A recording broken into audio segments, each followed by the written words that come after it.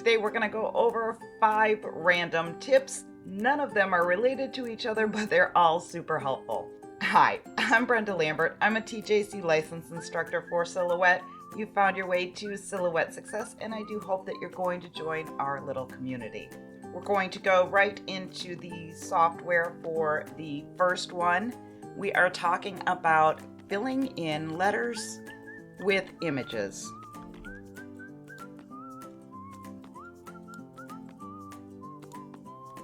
I did a project for Creative Fabrica not too long ago, and I made this Vegas sign, and it was a ton of fun, but I created it by taking images and cropping them to fit inside of different letters. First thing you want to do is set your letter up just the way you want it, and actually you want the whole word typed out so that they are all consistent. We're going to go ahead and send the photo to the back. Select our letter and let's bump up the transparency so we can see what's behind there. Now the first thing you want to do is make sure that the whole letter is going to be covered by the image. Select both pieces, open up the modify panel and crop. Now your picture is in the shape of the letter, which is what we want, but here comes the trick. When this is selected, you can open up your color fill panel and go over to the fill pattern section, which is the third tab. And at this point, your image has become a fill pattern for this letter. We clicked on pan pattern and you can see this grab handle popped up, and you can just move this all around and see where it looks best. You can also scale, make it smaller or larger. You can rotate it. And I thought that was the neatest thing. I never knew that before. Just found that out a couple of days ago, so I had to share. The next thing that I learned this week that I had to share is how to size your rolled flowers. If you know that you want your flower to be approximately 2 inches when it is rolled out, you're going to grab an ellipse, create a perfect circle, set it to the size that you want, 2 inches. Now you're going to place the circle right in the center here. Again, we're going to raise the transparency. Now, the trick is you want the bottom circle and this petal here to fit exactly within this circle. So we know we got to shrink this down a bit.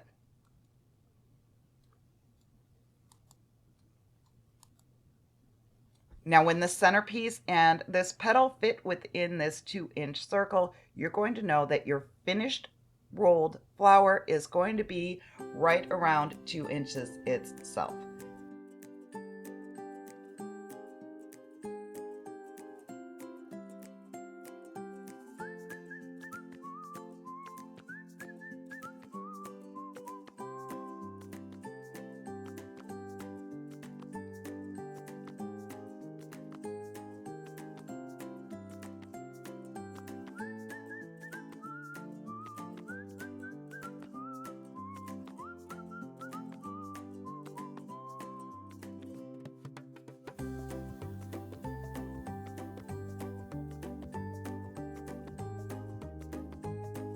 Now we're going to learn how to customize some designs. I pulled this in from Creative Fabrica, and it is a black and white image. I use this along with another file to create some stickers. They turned out amazing. I'll show you in just a minute. Once I made the first sticker set in just the black outline, I decided I wanted to add a little bit of holographic color to it. So let's find our color. I chose this pattern because there are a lot of different colors in there and there's a lot of variety going on.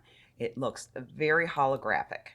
We're going to set this to the side for just a minute. We're going to select our design, and I created an offset because the lines were kind of thin.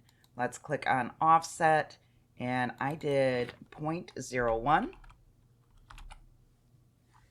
I wanted to thicken it up a little bit, but I did not want to lose the details, and that seemed like a really good thickness for the offset.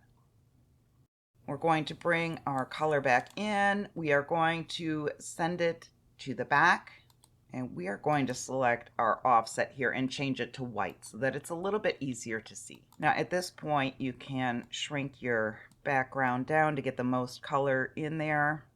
Decide where you want it to set. Select both. Open up the Modify panel and crop.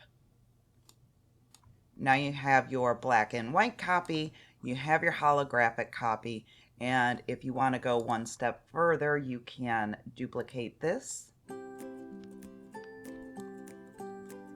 and set it on a black background.